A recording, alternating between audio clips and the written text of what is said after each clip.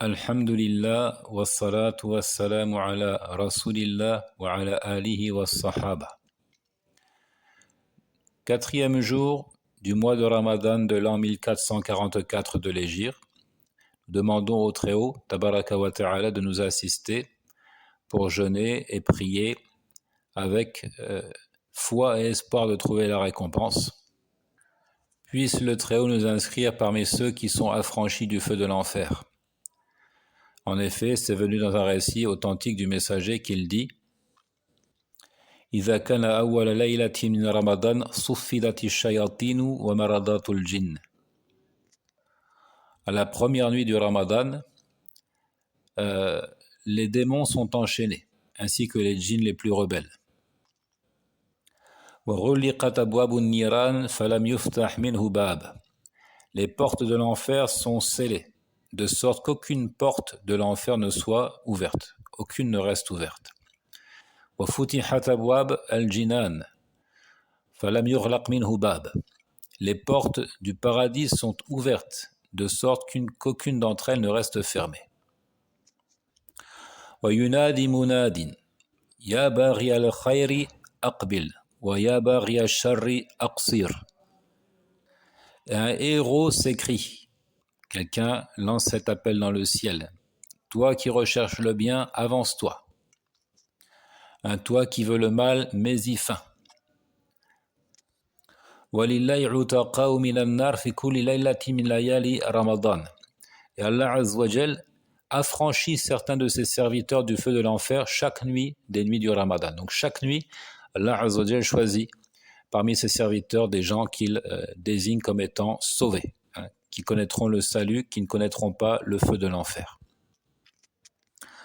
Aujourd'hui, nous lisons ensemble un article intitulé « Fuqaha wa haydin wa nifas al-far'u al-aqadi » savants des menstrues et des lochis, et son extension dogmatique. Donc l'expression « savants des menstrues et des lochis » et son lien avec la doctrine islamique. Nous allons voir que certains font usage de cette appellation pour désigner des ulamas dignes de mérite et de reconnaissance et de respect.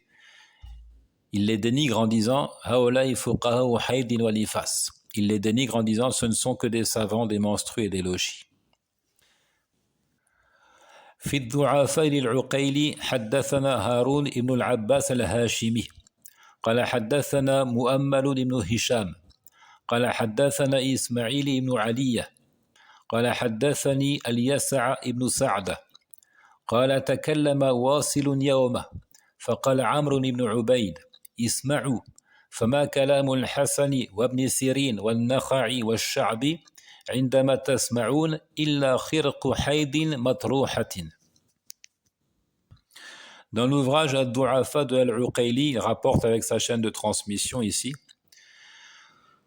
de Al-Yasa' Abu Sa'da qui dit un jour, Wasil s'exprima. Amr ibn Ubayd dit écoutez, lorsque vous l'entendez, le discours de Al-Hassan ibn Sirin al-Nakhari al-Sha'bi n'est que tissu taché du sang des menstrues et à jeter, et bon à jeter. Je reprends, un jour, Wasil s'exprima.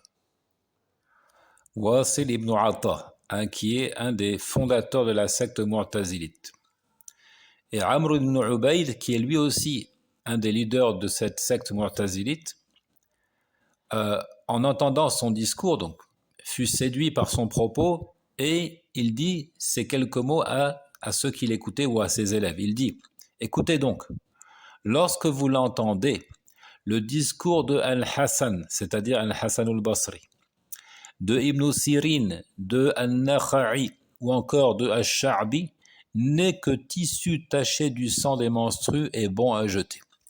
Donc il veut leur dire par là, c'est ce genre d'individu qu'il faut écouter, c'est Wasil, et non pas les gens du hadith, non pas les traditionnalistes. Et il cita donc Al-Hassan al-Basri, Ibn Sirin, Al-Nakha'i et Al-Sha'bi.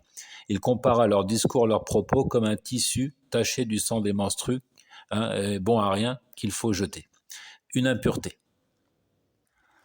Amr ibn Ubayd رأس من رؤوس المعتزلة وهو أول من بدأ بالعبارة الخبيثة فقهاء حيض ونفاس بسخريته من الحسن البصري وابن سيرين والنخعي والشعبي. Amr ibn Ubayd était, comme je l'ai dit et je le répète, un des leaders de la secte mu'tazilite. Il est donc l'instigateur de cette odieuse expression « savant des menstrues et des logis ». Une déclaration qu'il fit pour se moquer de Al-Hasan al-Basri, de Ibn Sirin, Al-Nakha'i et Al-Sha'bi.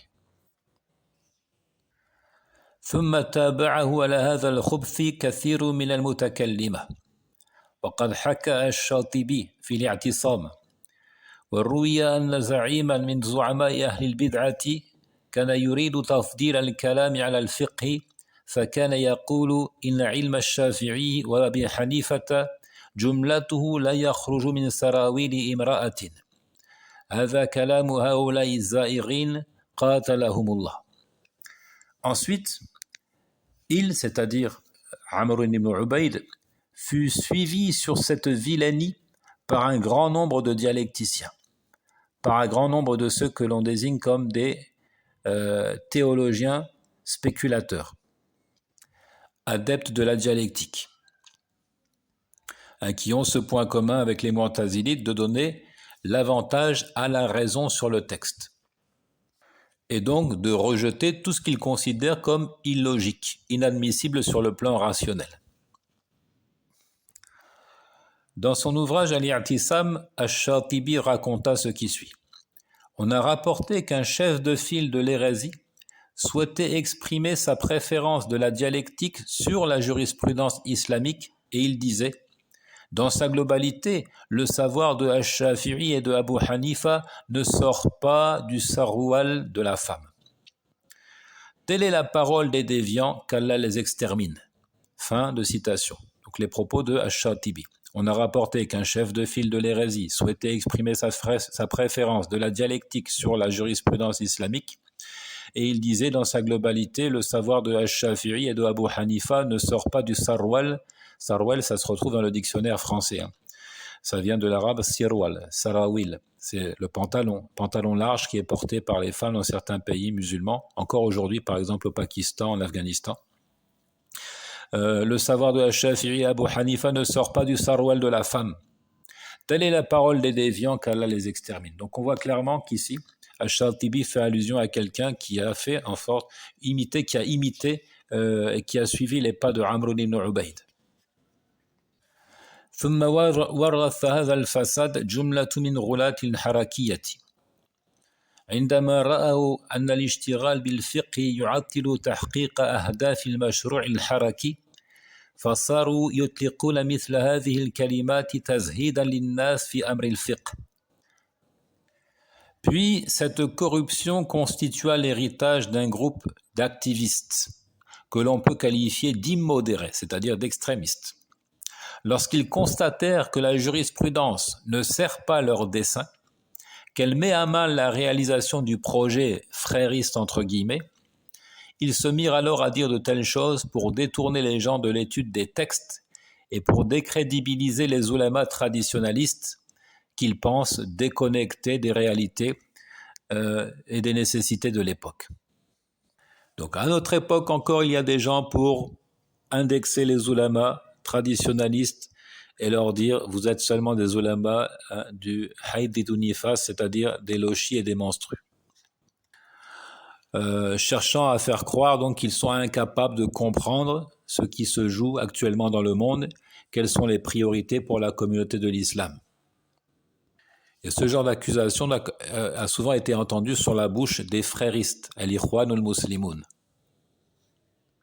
Je relis brièvement, puis cette corruption constitua l'héritage d'un groupe d'activistes que l'on peut qualifier d'immodérés lorsqu'ils constatèrent que la jurisprudence ne sert pas leur dessein, qu'elle met à mal la réalisation du projet frériste, qui se concentre uniquement sur la politique, la course au pouvoir. Ils se mirent alors à dire de telles choses pour détourner les gens de l'étude des textes et pour décrédibiliser les ulamas traditionalistes. وكانت مثلها كلمة أصحاب الكتب الصفراء مع كونها أهون من الأولى. Dans ce registre, il y a encore des expressions telles que amateur de livres jaunis et vieillis par le temps, même si ça semble moins grave que la première expression. Donc le message est clair, elles veulent dire par là, vous êtes déconnecté des réalités, vous vivez dans une autre époque, vous ne savez pas comment vous comporter à cette époque présente. Vous avez le nez plongé dans les livres, vous êtes des rats de bibliothèque et vous ne savez pas ce qui est profitable pour la communauté.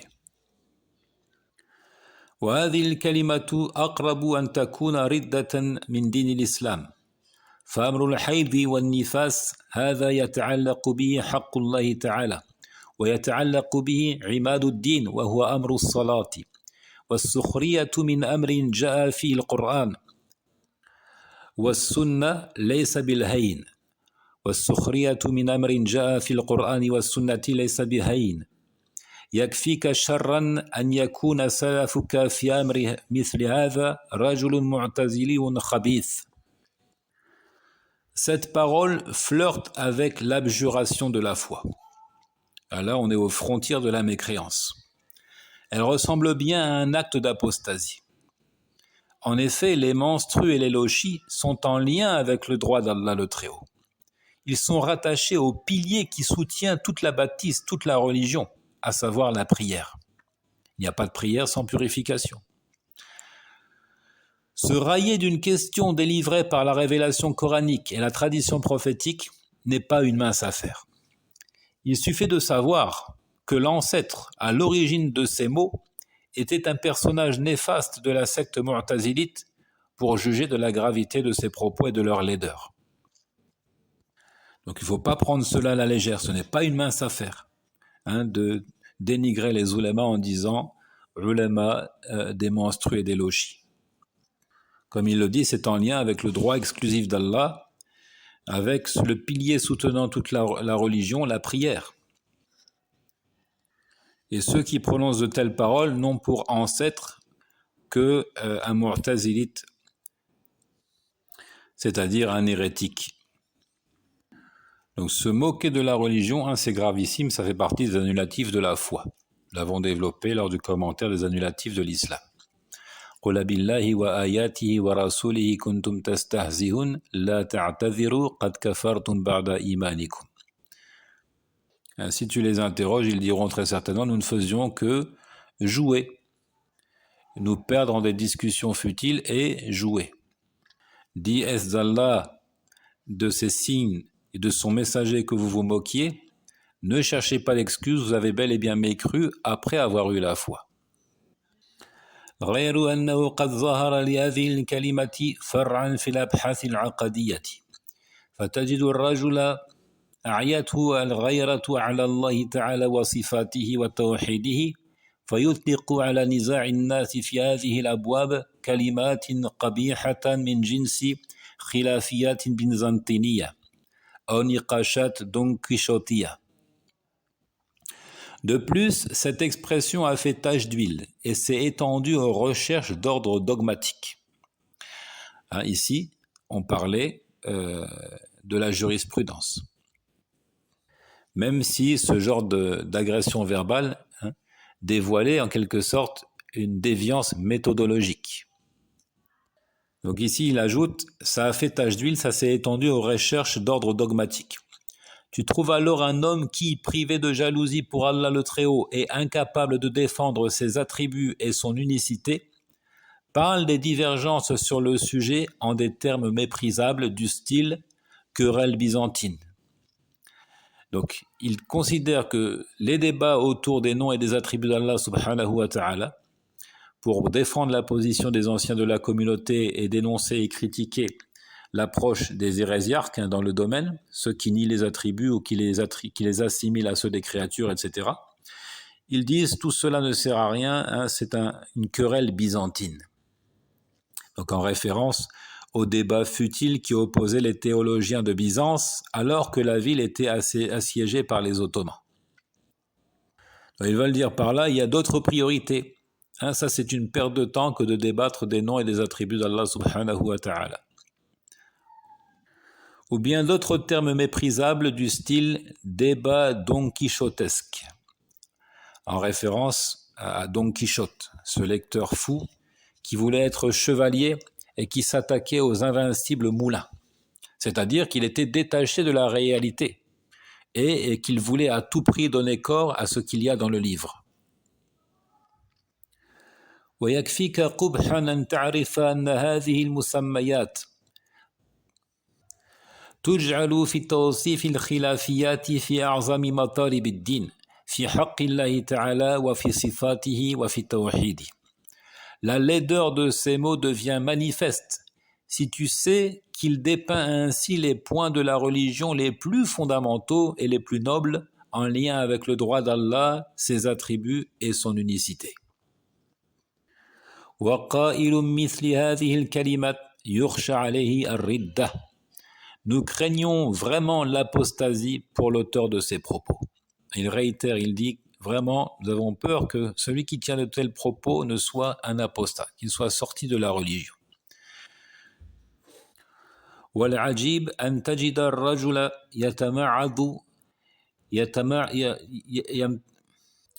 يمتعض من سخرية العلمانيين وأذنابهم من الدين عموما ومن بعض أبوابه خصوصا ثم هو لا يختلف عنهم كثيرا في هذا الأمر.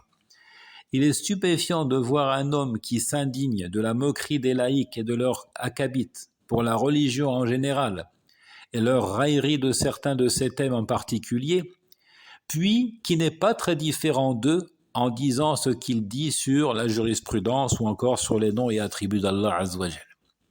Donc celui-là, il s'indigne, il s'offusque en constatant que des laïcs se moquent de la religion en général ou de certains de ses aspects en particulier, mais finalement il n'est pas très différent d'eux, malgré qu'il affiche un profil islamiste, entre guillemets, qu'il prône l'islam politique, etc. Il n'est pas très différent d'eux en disant ce qu'il dit des oulémas, en disant ce sont des érudits, des lochis, des monstrues qui ne comprennent rien de ce qui se passe dans le monde aujourd'hui, ou en disant des débats sur les noms et attributs d'Allah Azza wa Jal, ce sont des querelles byzantines. ومع كونه يعتقد أن كلا طرفي الخلاف فيهم أئمة وعلماء يقتدى بهم إلا أنه لم يمنع ذلك أيضا من إطلاق هذا التوصيف القبيح على خلافيات شارك فيها أئمة من الطرفين في نظره. Bien qu'il croit que la divergence oppose de grands guides religieux et des ulamas qu'il fait bon suivre, ça ne l'empêche pas d'employer ces mots odieux pour qualifier les différends et les débats auxquels, selon lui, donc, des guides ont participé. Comment peut-il oser user de ces mots, de ces accusations, alors que lui-même admet que des grands guides de l'islam, les vrais ulamas dignes de considération qu'il faut suivre, ont pris part à ce genre de débat. والحاصل أن مثل هذه الكلمات تجتنب وتترك مثل هذه الأساليب القبيحة التي لا تنصر حقا ولا تبطل باطلا بل كل ما تصنعه وتهوين باب من أبواب الديانة في النفوس مع فتح باب الردة على الخلق. Au final, dit-il, il faut éviter de telles paroles. Ce style déplacé doit être délaissé, car il ne secourt pas une vérité, ne démonte pas une fausseté, et ne participe qu'à minimiser et déprécier des grands chapitres de la religion. Il ne fait qu'ouvrir la porte à l'apostasie. Donc, le croyant se doit de délaisser de telles accusations, de telles formules totalement déplacées qui n'ajoutent rien au débat, si ce n'est donc ouvrir la porte sur l'apostasie. Et d'ailleurs, le Très-Haut a dit وَلَا تَلْمِزُوا أَنفُسَكُمْ وَلَا تَنَابَزُوا بِالْأَلْقَابِ بِئْسَ الْإِسْمُ الْفُسُوقُ بَعْدَ الْإِيمَانِ. Ne vous dénigrez pas et ne vous lancez pas mutuellement des sobriquets injurieux. Quel vilain mot que perversion lorsqu'on a déjà la foi. هذا والله تعالى أعلم.